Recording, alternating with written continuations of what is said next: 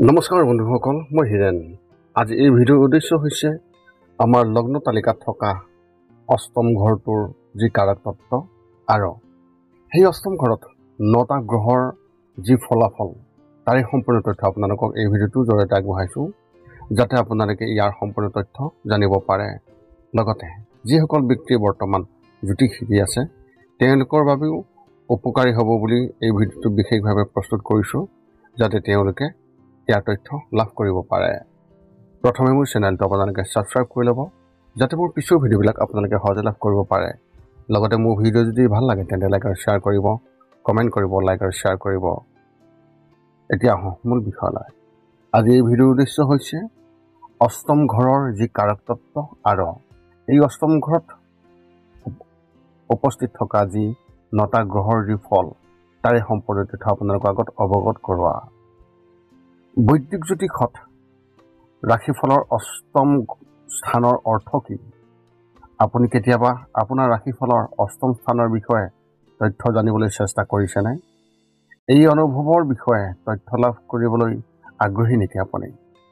যদি আপোনাৰ উত্তৰ হয় তেন্তে এই ভিডিঅ'টো আপোনাৰ বাবে অতি সহায়ক হ'ব।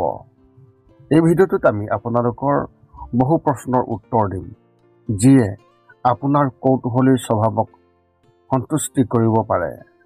এই ভিডিঅ'টোত আমি অষ্টম স্থানত থকা গ্ৰহবোৰৰ অৱস্থান আৰু ইয়াৰ প্ৰভাৱৰ বিষয়েও বিশেষভাৱে ব্যাখ্যা কৰিম। গতিকে এই অষ্টম ঘৰৰ বিষয়ে আমি সকলোৱে জানো আহক। বৈদিক জ্যোতিষত 9টা গ্ৰহৰ প্ৰতিটোৱেই আপোনাৰ জন্ম তালিকাৰ কোনোবা এটা ঘৰত উপস্থিত নিশ্চয়কৈ থাকে, আৰু এই অৱস্থানে কেৱল আপোনাৰ নিজৰ ব্যক্তিত্বৰ বিষয়ে এক দৃষ্টিভংগী প্ৰদান কৰাই নহয়, আপুনি প্ৰকৃতি আৰু সমাজৰ সৈতে কেনেকৈ যোগাযোগ কৰে আৰু আমি কেনেকৈ সহযোগিতা কৰি আছোঁ সেই কথাও বিশেষভাৱে প্ৰকাশ কৰে। আমাৰ চৌপাশৰ জগতখনৰ অস্তিত্ব ৰক্ষা কৰাটো আমাক যথেষ্ট সহায় কৰে। তদুপৰি আপোনাৰ ৰাশিফলৰ মুঠ 12টা ঘৰ আপোনাৰ অতীত, বৰ্তমান আৰু ভৱিষ্যতৰ তথ্য লাভৰ এক মাধ্যম বা আপোনাৰ এক বিশেষ ৰাস্তাৰ দৰে। এই গ্ৰহবোৰে আকাশত যেতিয়া গ্ৰহবোৰৰ সাল সলনি অৰ্থাৎ ট্ৰানজিট কৰে, তাৰ লগে লগে ই আপোনাৰ জীৱনৰ বিভিন্ন পৰিঘটনাক অস্তিত্বলৈ আনে। ৰাশিফলৰ প্ৰতিটো ঘৰৰ নিজস্ব অৰ্থ আছে আৰু জীৱনৰ বিষয়ে সকলো দিশকে বিশেষভাৱে প্ৰতিনিধিত্ব কৰে। ৰাশিফলৰ ঘৰে আচলতে জ্যোতিষক গুৰুত্বপূৰ্ণ আৰু অতি প্ৰয়োজনীয় কৰি তোলে। যদিও ই যথেষ্ট জটিল, তথাপিও আমি এই ভিডিঅ'টোত ৰাশিফলৰ অষ্টম স্থানৰ বিষয়ে বিতংভাৱে তথ্য নিশ্চয়কৈ দিম।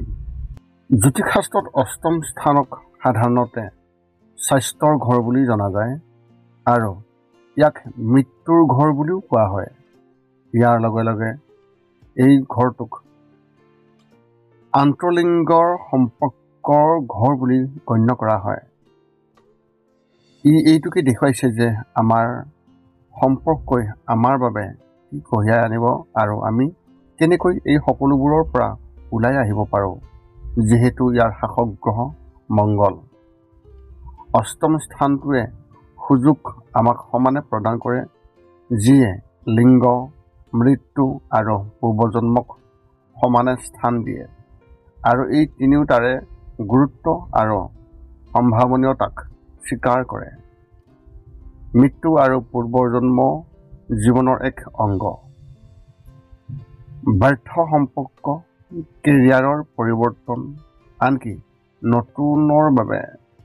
এই ঘৰৰ মূলতঃ আমাৰ নিৰাপত্তাহীনতাক শক্তিশালী ৰূপান্তৰিত কৰে। এই ঘৰৰ জৰিয়তে আমি অনুভৱ কৰা যি পৰিৱৰ্তন, ইয়ে আমাৰ জীৱনৰ গভীৰ আৰু লুকাই থকা দিশবোৰ চাবলৈ আৰু জীৱনটো অন্বেষণ কৰিবলৈ বিশেষভাৱে অনুপ্ৰাণিত কৰে। কাৰণ এই ঘৰৰ ৰহস্যই হৈছে গুপ্ত আৰু ৰহস্যজনক। উত্তৰাধিকাৰ, বীমা, কৰ, জীৱিকা আদি ভাগ কৰা সম্পদ, এই সকলো ৰাশিফলৰ অষ্টম স্থানৰ অধীনত আছে। তদুপৰি এই ঘৰটোৱে আৰ্থিক সহায়ৰ লগতে আধ্যাত্মিক সহায় আৰু আৱেগিক আৰু শাৰীৰিক সহায়কো বিশেষভাৱে সম্বোধন কৰে। অষ্টম স্থানৰ মূল যি ৰহস্য, এই ৰহস্য হৈছে আয়ুস ভাৱ আৰু নিধি ভাৱ। প্ৰাকৃতিক শাসক গ্ৰহ হিচাপে মংগল আৰু ৰাশি হিচাপে বৃশ্চিক ৰাশি, সংশ্লিষ্ট শৰীৰৰ অংগ হিচাপে প্ৰজনন তন্ত্ৰ, যৌনাংগৰ অংগ আৰু বৃহদান্তৰ অংশ। অষ্টম ঘৰৰ ৰহস্যৰ বিষয়ে অলপ জানক। যিবোৰ আমি হেৰুৱাবলৈ ভয় কৰোঁ, যিবোৰক আমি সাধাৰণতে ভয় কৰোঁ, যিবোৰক আমি নিয়ন্ত্ৰণ কৰিব নোৱাৰোঁ। জ্যোতিষী, সন্মোহনকাৰী, থেৰাপিষ্ট, বীমা এজেণ্ট। অষ্টম ঘৰৰ যি কাৰ্যকলাপ, সেই বিষয় হৈছে আমাৰ গভীৰতম নিৰাপত্তাহীনতাক শক্তিশালী কৰা, সন্মোহন চিকিৎসা, পৰামৰ্শ, ভূত প্ৰেত নিবাসন, পৰিৱৰ্তনশীল কাম আৰু মৃত্যু। ৰাশিফলৰ অষ্টম স্থানৰ বিভিন্ন গ্ৰহৰ যি প্ৰভাৱ, অৰ্থাৎ এই অষ্টম ঘৰত উপস্থিত থকা এই 9টা গ্ৰহৰ যি ফল, তাৰ এই তথ্য আপোনালোকে জানি লোৱাটো অত্যন্ত প্ৰয়োজন আৰু সেই তথ্য আপোনালোকক এতিয়া একাধিক্ৰমে দিবলৈ আগবাঢ়িছোঁ। অষ্টম স্থানৰ গ্ৰহৰ ভূমিকা প্ৰতিজন ব্যক্তিৰ বাবে বেলেগ বেলেগ। অষ্টম স্থানত উপস্থিত থকা সেই গ্ৰহবোৰৰ অৰ্থ এনেধৰণৰ। যদি আপোনাৰ অষ্টম স্থানত সূৰ্যদেৱৰ অৱস্থান আছে, তেন্তে এই অষ্টম স্থানত সূৰ্যদেৱে দেখুৱাইছে যে আপুনি জীৱনৰ গভীৰ ৰহস্য আৱিষ্কাৰ কৰিবলৈ চেষ্টা কৰিব।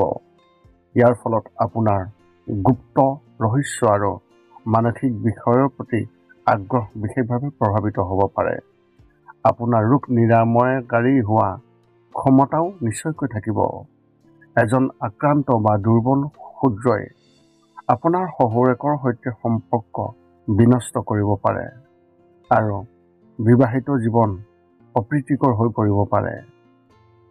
যদি আপোনাৰ অষ্টম স্থানত চন্দ্ৰদেৱৰ অৱস্থান আছে, তেন্তে ৰাশিফলৰ অষ্টম স্থানত থকা চন্দ্ৰ আপোনাক ব্যক্তিগত ব্যক্তি কৰি তুলিব আৰু আপুনি আপোনাৰ অনুভৱবোৰ বেছিভাগেই নিজৰ মাজতে ৰাখিব।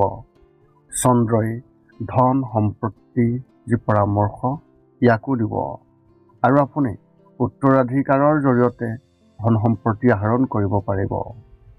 বিবাহ বা সংগীৰ জৰিয়তেও আপুনি আৰ্থিক লাভৰ সুবিধা লাভ কৰিব পাৰে। সম্ভাৱনাই আপোনাক নিৰাপত্তা আৰু সম্পূৰ্ণতাৰ অনুভৱ দিব। এজন আক্ৰান্ত চন্দ্ৰই আপোনাৰ মনলৈ মানসিক ভয় আনিব, অৰ্থাৎ ডিপ্ৰেশ্যন নিশ্চয়কৈ থাকিব পাৰে।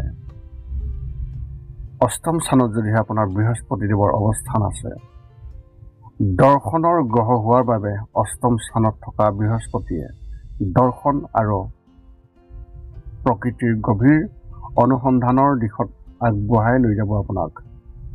আপুনি গুপ্ত বিষয়ত এজন মহান শিক্ষক হ'ব আৰু পথ প্ৰদৰ্শক হোৱাৰ ক্ষমতা লাভ কৰিব, যিয়ে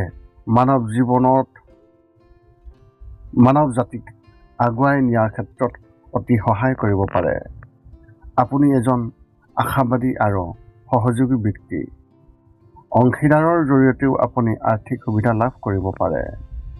যদি আপোনাৰ অষ্টম স্থানত সূৰ্যদেৱৰ অৱস্থান আছে আপোনাৰ লগ্ন কুণ্ডলীত, তেন্তে ইয়াৰ অৰ্থ হৈছে আপুনি এজন কামুক সুখৰ প্ৰতি আকৰ্ষিত হোৱাৰ সম্ভাৱনা আছে, যিয়ে আপোনাক তললৈ নমাই আনিব পাৰে। শুক্ৰৰ কামনাই সাধাৰণতে ভুলৰ দিশে লৈ যায় আৰু সেইবোৰ অষ্টম স্থানৰ সৈতে মিলি যন্ত্ৰণাদায়ক ফল লাভ কৰাব আপোনাক। গুপ্ত মানসিক অধ্যয়ন, আধ্যাত্মিকতাবাদৰ উপৰিও আপোনাৰ আগ্ৰহৰ ক্ষেত্ৰসমূহৰ ভিতৰত যাদু বা নিৰাময়ো অন্তৰ্ভুক্ত হ'ব পাৰে। বিলাসী জীৱনশৈলী জীয়াই থাকিবলৈ যি ধন সম্পত্তি আৰু বিলাসিতা আপোনাৰ ওচৰলৈ আহিব, সেয়া আপোনাৰ সংগীৰ জৰিয়তে আহিব। কিন্তু আপুনি এটা কথা জানি লওক, যদি আপোনাৰ অষ্টম ঘৰত শুক্ৰদেৱৰ অৱস্থান আছে, তেন্তে আপোনাৰ যাদু মন্ত্ৰৰ প্ৰতি বা তন্ত্ৰ মন্ত্ৰৰ প্ৰতি আপোনাক আকৰ্ষিত হোৱা দেখিবলৈ পোৱা যায়। অষ্টম স্থানত যদি মংগল গ্ৰহৰ অৱস্থান আছে, ৰাশিফলত এই স্থানত আটাইতকৈ বিপদজনক। আপুনি অতি সাৱধান হ'ব লাগিব আৰু ইমপ্লছিভ একো নহ'ব। আপোনাৰ সংগীৰ বাবে আৰ্থিক সমস্যাৰ সম্ভাৱনা দেখিবলৈ পাব। অষ্টম স্থানত যদিহে বুধদেৱৰ অৱস্থান আছে, বুধ গ্ৰহৰ অষ্টম স্থানত থকাৰ লগে লগে আপুনি এজন ভেদকাৰী চিন্তাবিদ আৰু বিশেষকৈ এজন লেখক হোৱাৰ সম্ভাৱনা আছে। কোনোবা নহয় কোনোবা প্ৰকাৰে আপুনি অন্ত্যেষ্টিক্ৰিয়া, কবৰস্থান, অপৰাধমূলক তদন্ত আদিৰ সৈতে জড়িত হ'ব পাৰে। আপোনাৰ মনটো অতি অনুসন্ধিৎসু, যাৰ প্ৰমাণ আপোনাৰ বিষয়ৰ গভীৰতালৈ গৈ গোপনীয়তা উন্মোচন কৰাৰ ইচ্ছা আপোনাৰ মনত থাকিব। উত্তৰাধিকাৰ আৰু চুক্তিৰ জৰিয়তে আপুনি আৰ্থিক লাভ বা লোকচান হোৱাৰ সম্ভাৱনাও আপুনি দেখিবলৈ পাব। যদি আপোনাৰ অষ্টম স্থানত শনিদেৱৰ অৱস্থান আছে, তেন্তে এই ঘৰত শনিয়ে কঠোৰ পৰিশ্ৰমী, আত্ম অনুশাসনশীল, ধৈৰ্যশীল আৰু অৰ্থনীতিশীল ব্যক্তি আপোনাক বুজাবলৈ চেষ্টা কৰিব। এই অৱস্থানে উত্তৰাধিকাৰ, ঋণ আৰু যৌন সংশ্লিষ্টৰ সৈতে জড়িত বিষয়সমূহতো পৰম আৰু বাধাৰ ইংগিত দিব।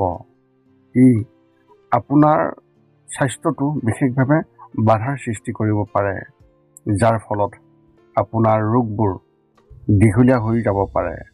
কিন্তু আপুনি যন্ত্ৰণাদায়ক বাস্তৱৰ সৈতে শান্তি স্থাপন কৰাটো অতি সহজ হিচাপে লাভ কৰিব।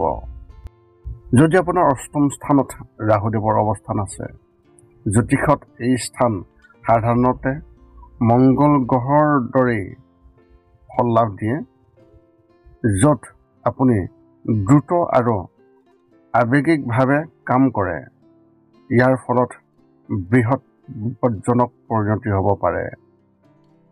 বিশেষকৈ দুখৰ সময়ত লেহেমীয়া আৰু সাৱধান হোৱাটো অতি প্ৰয়োজন।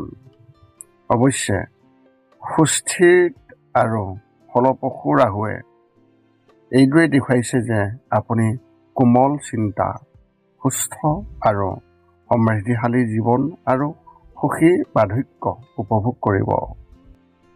যদি আপোনাৰ অষ্টম স্থানত কেতুদেৱৰ অৱস্থান আছে, ৰাশিফলত অষ্টম স্থানত থকা কেতুৱে ভাল চৰিত্ৰ, সুখ, ভাল কেৰিয়াৰ, দীৰ্ঘায়ুৰ ইংগিত দিয়ে।